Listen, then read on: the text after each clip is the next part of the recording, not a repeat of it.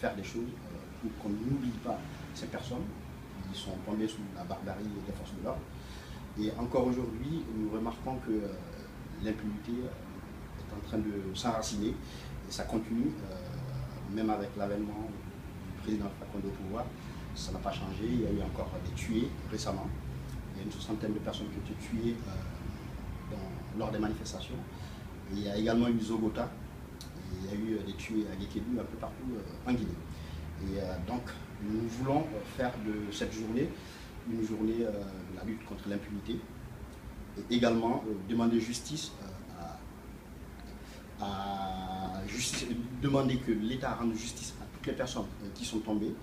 Et, parce que tout simplement on ne peut pas développer le pays si la justice n'est pas faite. Voilà. Donc il faudrait qu'on apporte de la justice, qu'on sécurise la vie des gens et les biens des gens pour que le pays puisse penser à se développer. Et aujourd'hui malheureusement ce n'est pas encore le cas. Donc nous nous battons pour cela. Il faudrait que l'État puisse prendre ses responsabilités afin que justice soit faite. Parce que si ce n'est pas fait, dans tous les cas, les crimes sont imprescriptibles et dans tous les cas, ce sera fait et c'est soit la Guinée le fasse ou ce soit la Cour pénale internationale. Et aujourd'hui, nous sommes vraiment dans le doute sur la volonté politique de l'État guinéen à faire avancer la question de la justice. Alors, pourquoi c'est aussi compliqué, 5 ans après, de faire la lumière sur ces massacres? C'est compliqué parce que, vous savez, la justice chez nous voilà, ne fonctionne malheureusement pas très bien. Et parce qu'on a vu une justice à deux vitesses, deux poids, deux mesures.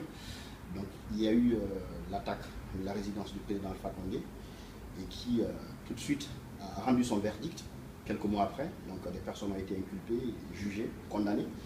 Sauf que les crimes du 28 septembre 2009, on connaît à peu près les personnes qui sont à la base. Même étant inculpées, elles sont libres dans la nature. Donc du coup, il y a de quoi se poser la question sur la question de la fiabilité de la justice et également la position de l'État dans ce sens-là. Et nous, en tant que citoyens, nous interpellons l'État, le président Alpha Condé en premier, afin qu'il fasse le travail, ce qui doit être fait, ce qui lui est dévolu, pour que justice soit rendue, parce que voilà, aujourd'hui, le tissu social guinéen est complètement laminé, parce que justement, il y a des problèmes entre les communautés, donc il faut rendre justice à qui est droit, et cela va ramener un peu plus de confiance entre les communautés et de la cohésion sociale, et c'est des facteurs super importants pour espérer tout développement. Voilà. Alors pourquoi c'est si important de rendre justice au niveau de ces événements? Parce que vous avez évoqué d'autres événements. Pourquoi là, il y a quelque chose qui, enfin quelque part, ça ne passe pas? Pourquoi il y a ce traumatisme? Voilà. Donc je vais vous dire, donc, la Guinée, depuis 1958, a connu quand même beaucoup de violence. Il y a eu le Camboiro, le temps du premier régime. Donc des chiffres officiels annoncent une cinquantaine de milliers de morts dans les jours du Camboiro. Et derrière, il y a eu le régime de Lansana Conté, il y a eu aussi des personnes qui ont été tuées. Mais en fait, le 28 septembre 2009 est quand même une date, en termes de cruauté, on n'a jamais atteint ce niveau-là. Donc, vous imaginez dans un endroit clos, et en quelques minutes, 157 personnes sont massacrées, et à coups de machette, de baïonnette, de fusil, de kalachnikov, ou même poignardé de femmes violées à ciel ouvert. Donc on n'avait jamais atteint un tel niveau de cruauté. Et donc je pense que le 28 septembre 2009, en termes d'impunité ou en termes de criminalité, c'est quand même la date la plus effrayante en fait. On a été tellement terrifiés qu'aujourd'hui nous aimerions que cette date concernant en fait l'impunité soit mise à un niveau supra.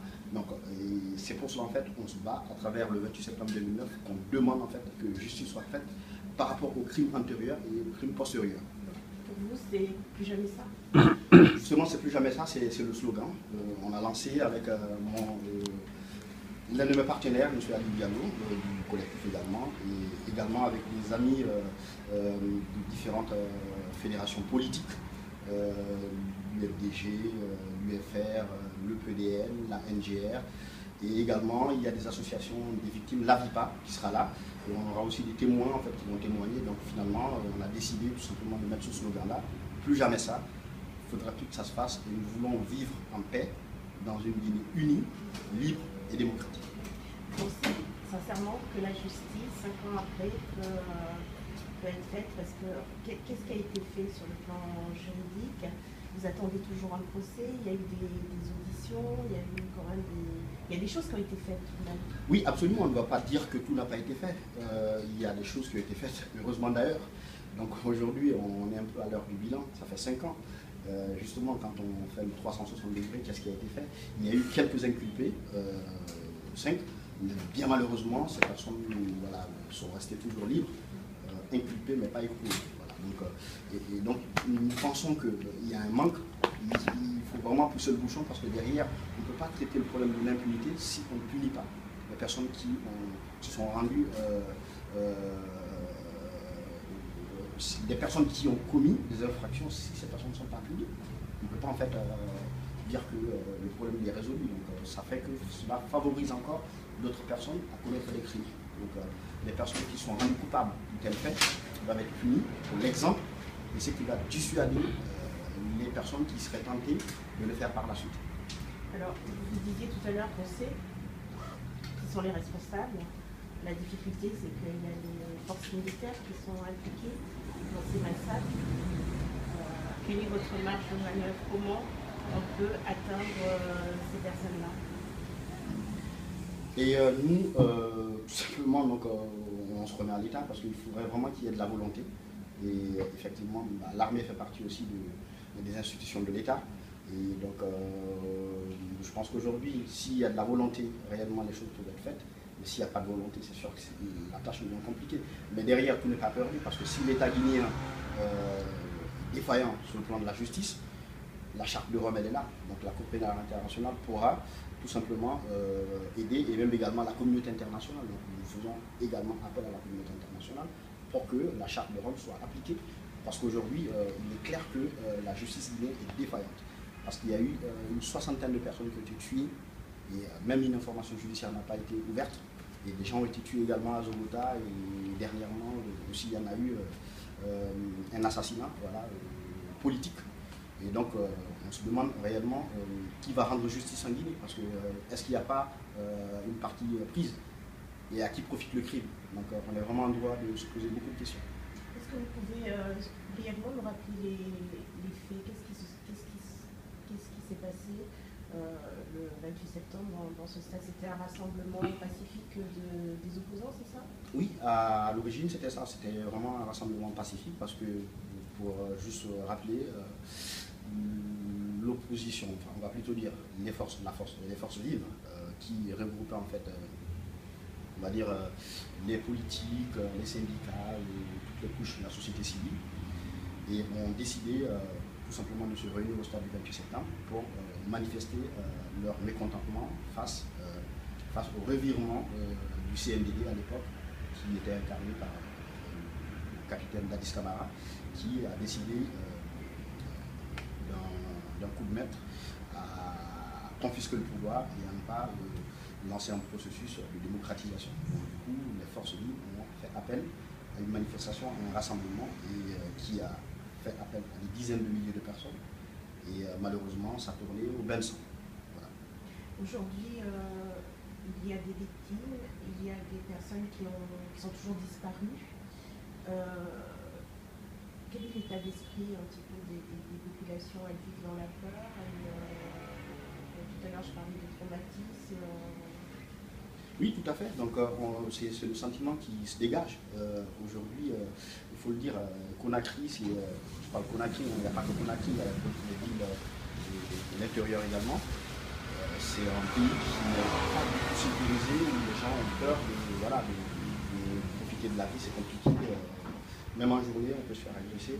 Donc, franchement, il y a un vrai problème. Il faut que le pays soit sécurisé, il faut que les gens aient envie d'entreprendre. Et c'est vraiment essentiel pour la vie de la Guinée. Et là, à date, le pari n'est pas gagné, donc la sécurité des populations est un grand enjeu. c'est pas encore gagné. Alors, je vais juste vous demander comment va se passer ce rassemblement.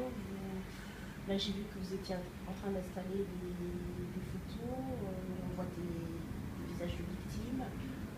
Quel est le message que vous voulez faire passer ici? C'est-à-dire que nous sommes en France, à Paris. Quel est le message que vous voulez faire passer? Ben, le message qu'on veut faire passer, il est tout simple, c'est justement attirer l'attention en fait, de cette communauté internationale. Donc la France est quand même une grande puissance politique, économique et qui a aussi des influences sur nos pays. Donc on ne va pas le négliger ce levier-là. Et donc quand on manifeste, c'est aussi également pour qu'ils voient réellement ce qui se passe chez nous et pour demander de l'aide à ce qu'ils fassent le nécessaire pour que justice se fasse en Guinée et que notre pays prenne la bonne voie dans le sens attendu par le peuple, c'est-à-dire une vraie démocratie où les gens peuvent s'exprimer sans avoir peur d'être punis ou sans avoir peur d'être brutalisés. Vous demandez une forme d'ingérence? Si vous voulez, si l'ingérence est faite dans ce sens-là, oui.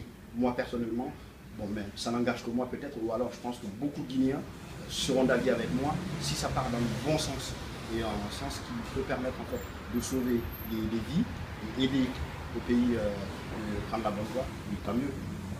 Tant mieux.